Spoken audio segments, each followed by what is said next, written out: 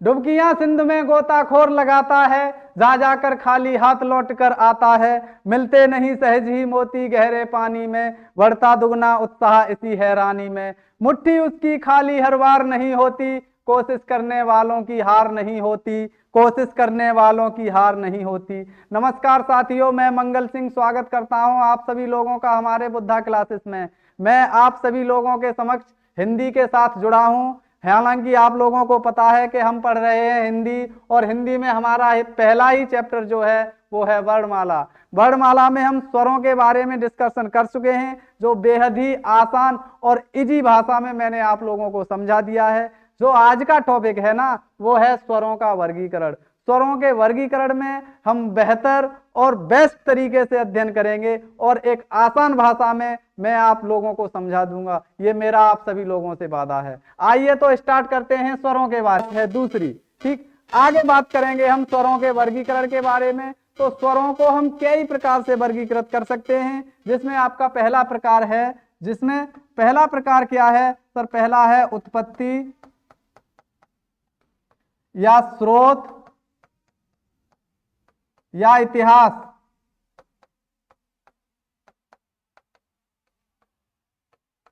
के आधार पर। हमने कहा कि उत्पत्ति, स्रोत या इतिहास के आधार पर सर स्वरों की बात करें तो स्वर हो जाएंगे आपके कितने? दो। कौन कौन से? एक तो हो जाएगा आपका मूल स्वर या लघु स्वर,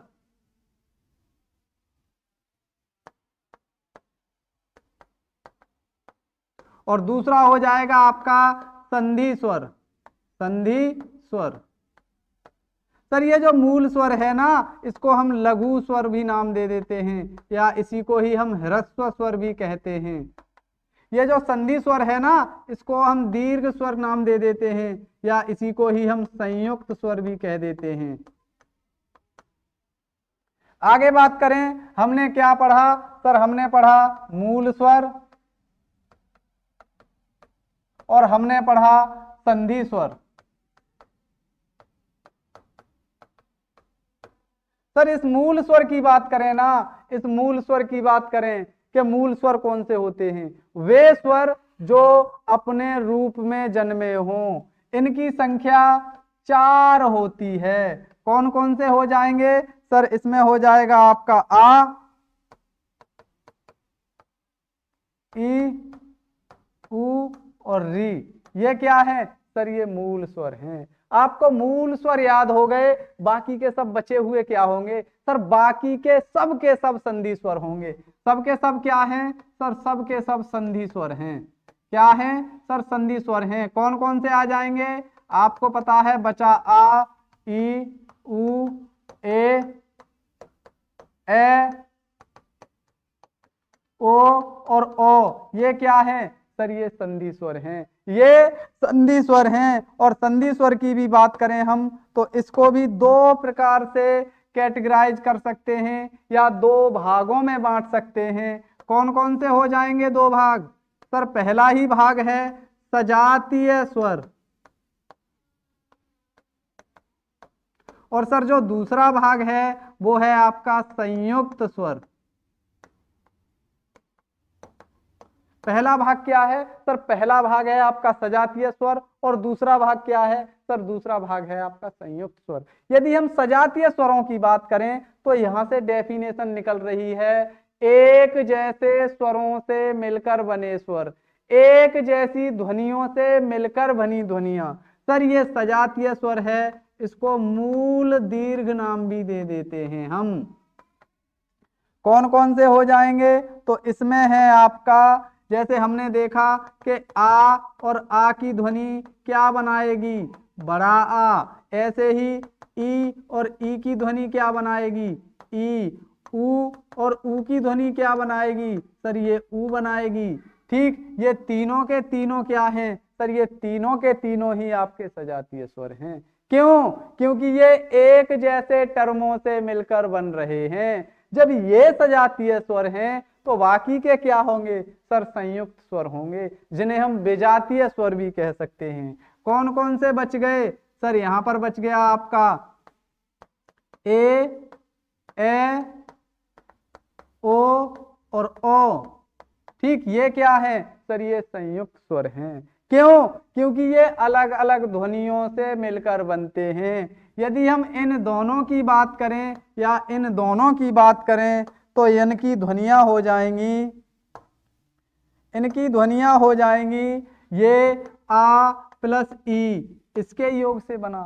सर ये आ प्लस ऊ, इसके योग से बना। हमने देखा कि ये अलग अलग ध्वनियों से मिलकर बन रहे हैं इसीलिए संयुक्त स्वर, ये एक जैसी ध्वनियों से मिलकर बन रहे हैं इसीलिए सजातीय स्वर। ठीक, पहला वर्गीकरण हमारा कंप्लीट। अगले वर्गीकरण की ओर चलते हैं हम। अगला वर्गीकरण जो है वो है उच्चारण काल के आधार पर।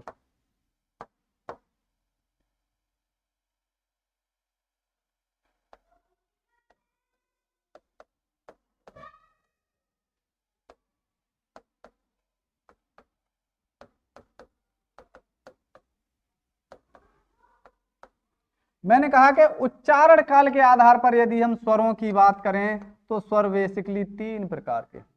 कितने प्रकार के? तीन प्रकार के, जिसमें जो आपका पहला है उसका नाम है लघु स्वर। सर जो दूसरा है उसका नाम है दीर्घ स्वर, और जो तीसरा है ना उसका नाम है प्लुत स्वर। प्लुत स्वर। सर इस लघु स्वर के बारे में बताइए, ये क्या है? सर यदि हम लघु स्वर की बात करें ना तो इसकी आप परिभाषा लिख सकते हो। परिभाषा, इसकी आप परिभाषा लिखोगे कि जिन स्वरों के उच्चारण में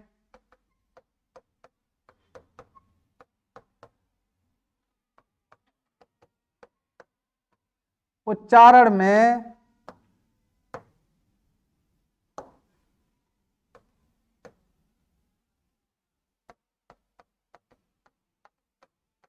सबसे कम समय लगता है,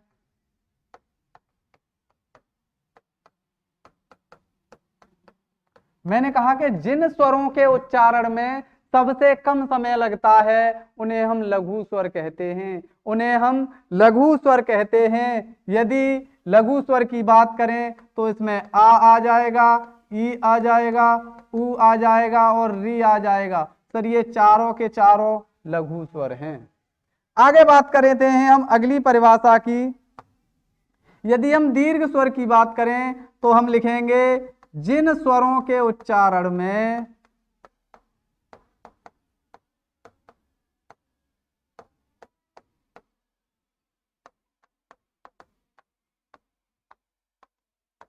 लघु स्वर से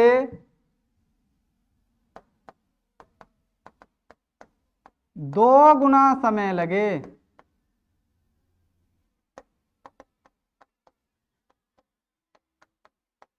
कौन कौन से हो जाएंगे सर? सर यहां पर हो जाएंगे आपके, देखो ये तो आपके लघु स्वर हो गए, और जितने भी बचे हैं ना वो सब के सब दीर्घ स्वर होंगे। क्या बचा? सर एक बचा आ, एक बचा ई,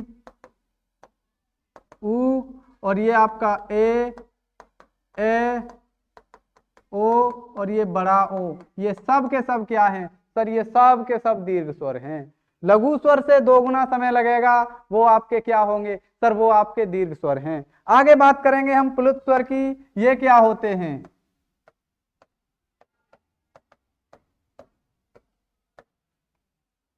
यदि हम प्लुत स्वर की बात करेंगे तो यहां पर हम प्लुत स्वर के बारे में लिखेंगे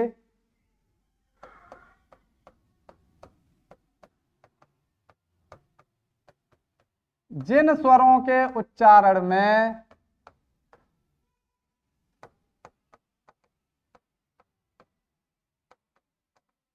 दीर्घ स्वर से भी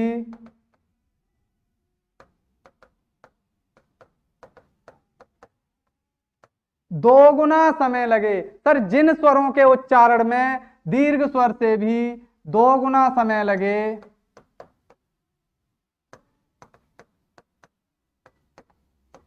वे क्या होंगे सर? वे आपके प्लुत स्वर होंगे। यहां पर इसके बारे में एक पॉइंट और नोट करना है सर। प्लुत स्वर का प्रयोग अर्थात इनका प्रयोग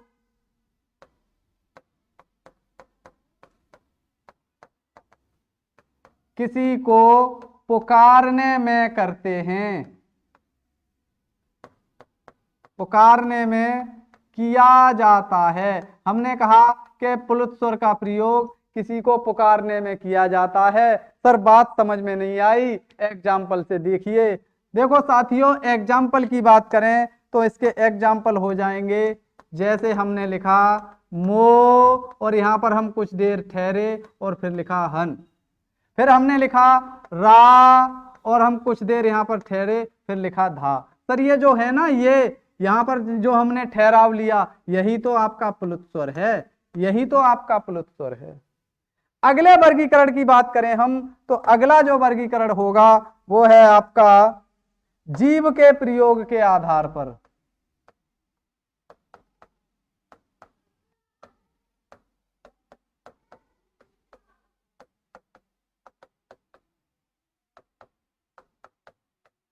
यदि हम जीव के प्रयोग के आधार पर स्वर देखें तो सर जीव के प्रयोग के आधार पर भी स्वर तीन प्रकार के होते हैं। यदि हम जीव की बात करें तो जीव ऐसी होती है जिसमें ये जो भाग है ना आगे का, इसको नाम दे देते हैं अग्रभाग, और यहां से जो स्वरों का उच्चारण होगा वो अग्र स्वर होंगे। ये जो बीच का भाग है ना, इसको नाम दे देते हैं मध्य भाग, और यहां से जो स्वरों का उच्चारण होगा ना, उन्हें हम मध्य स्वर नाम देंगे। क्या नाम देंगे?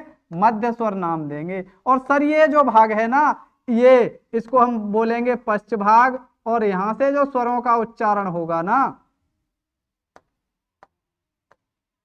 उन्हें हम पश्च स्वर नाम देंगे।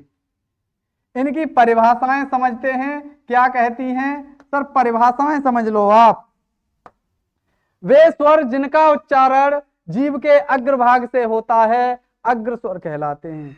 वे स्वर जिनका उच्चारण जीव के मध्य भाग से होता है मध्य स्वर कहलाते हैं। और सर वे स्वर जिनका उच्चारण जीव के पश्च भाग से होता है उन्हें हम पश्च स्वर कहते हैं। सर यहाँ पर अग्र स्वर की बात करें तो यहाँ पर ई और ई, इसके बाद री, और इसके बाद ए और ये सब के सब अग्र स्वर हैं। हमको पता है कि ए और ए आ प्लस ई के योग से बना है, तो हम यहां से सीधा सा कह सकते हैं कि ई और ई से मिलकर बनने वाली जितनी भी ध्वनियां हैं ना, वे सब के सब अग्र स्वर हैं।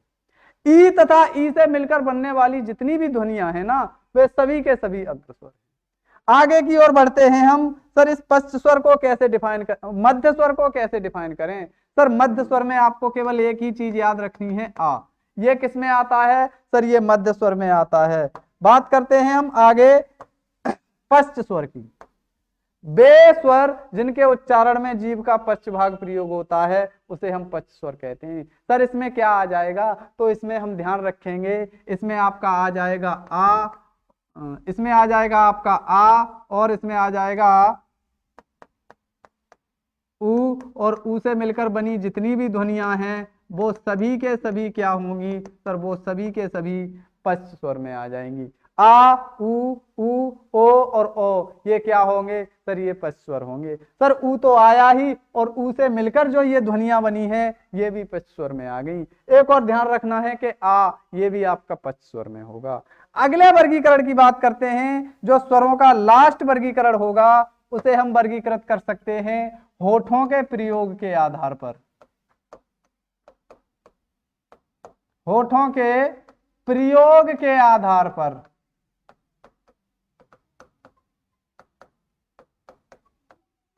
सर होठों के प्रयोग के आधार पर यदि हम स्वरों की बात करें, यदि हम स्वरों की बात करें तो दो ही प्रकार के हो सकते हैं।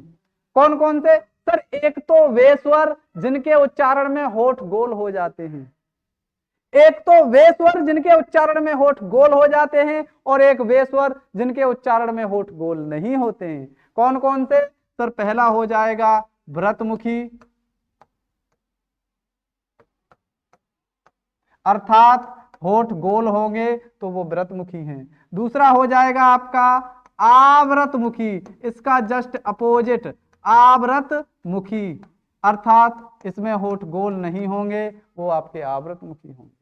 वे स्वर जिनके उच्चारण में होठ गोल होते हैं व्रतमुखी, और वे स्वर जिनके उच्चारण में होठ गोल नहीं होते हैं उन्हें हम आवृतमुखी स्वर बोलते हैं।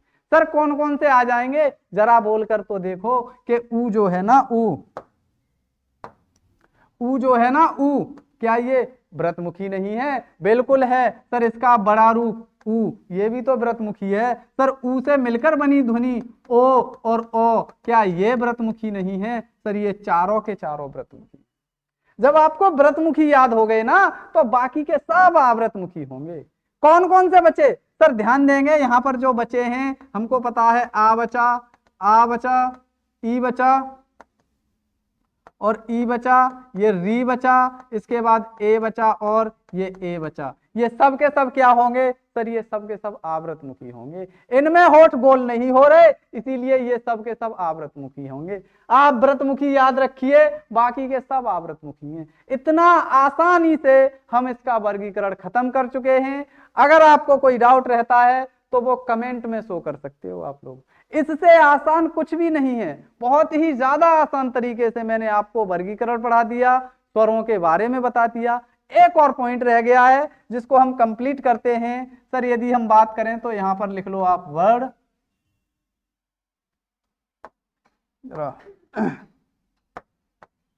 यहां पर लिखा हमने वर्ड और यहां पर लिखा हमने वर्ग और यहां पर लिखा उच्चारण स्थान।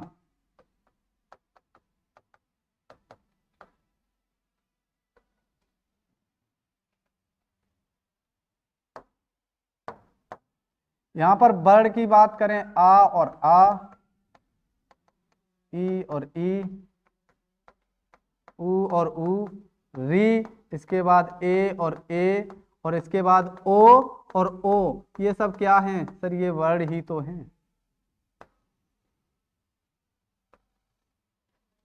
आपको बता दें उच्चारण स्थान क्या है। हम बता दें उच्चारण स्थान के जिस मुंह के जिस भाग से जीभ टच हो या ये स्वर बोले जाएं, वही तो उच्चारण स्थान है। जरा यहां पर समझते हैं हमने कहा कि ये मुंह का भाग, यहां पर ये दांत है और ये आपका कंठ है, ये गला और यहीं पर तो कंठ है। सर यही तो कंठ है। सर ये जो ऊपर का भाग है ना, जस्ट ऊपर, इसको हम तालु कहते हैं।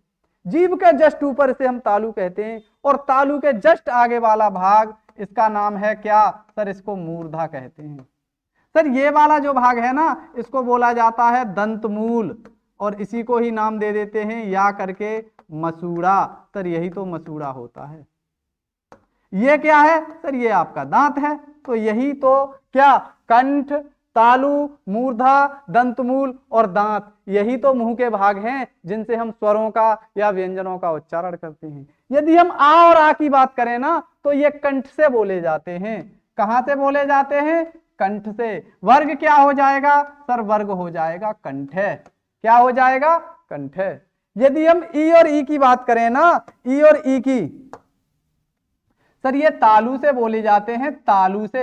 वर्ग क्या हो जाएगा? सर वर्ग हो जाएगा तालव्य।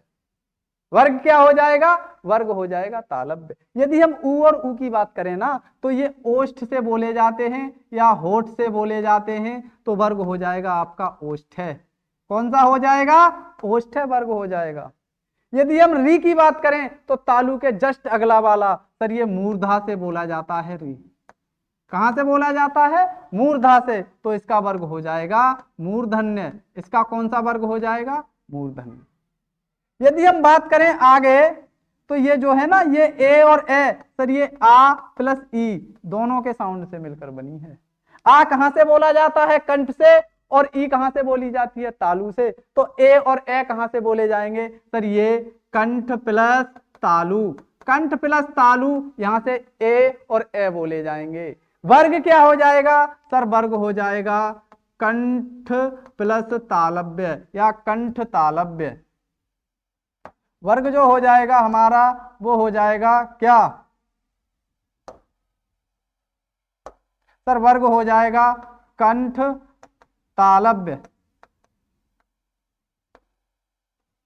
बात करें इसकी और ओ की, सर ये आ प्लस ऊ इसकी ध्वनि से मिलकर बने हैं। आ प्लस ऊ की ध्वनि से मिलकर बने हैं, तो इसका उच्चारण स्थान क्या हो जाएगा? सर आ कंठ से बोला जा रहा है, ऊ ओष्ठ से बोला जा रहा है, तो इसका उच्चारण स्थान होगा कंठ प्लस ओष्ठ। वर्ग क्या हो जाएगा? वर्ग हो जाएगा कंठोष्ठ, वर्ग हो जाएगा कंठोष्ठ। हमने कहा कि आ और आ कंठ से कंठय वर्ग, ई और ई तालु से तालव्य वर्ग, उ और उ ओष्ठ से ओष्ठ्य वर्ग, री मूर्धा से मूर्धन्य वर्ग। इस ए और ए की बात करें, आ और ई की ध्वनि, तो कंठ प्लस तालु कंठ तालव्य। और ओ की बात करें तो कंठ प्लस ओष्ठ, कंठ प्लस ओष्ठ वर्ग हो जाएगा कंठोष्ठ। सर इसको याद कैसे रखें? तो याद करने के लिए मैं स्वरों की ट्रिक बता रहा हूं। इस स्वरों की जो ट्रिक है ना, वो है आपकी, इसको के नाम दे दो, इसको टी नाम दे दो, इसको ओ नाम दे दो, और ये आपका एम।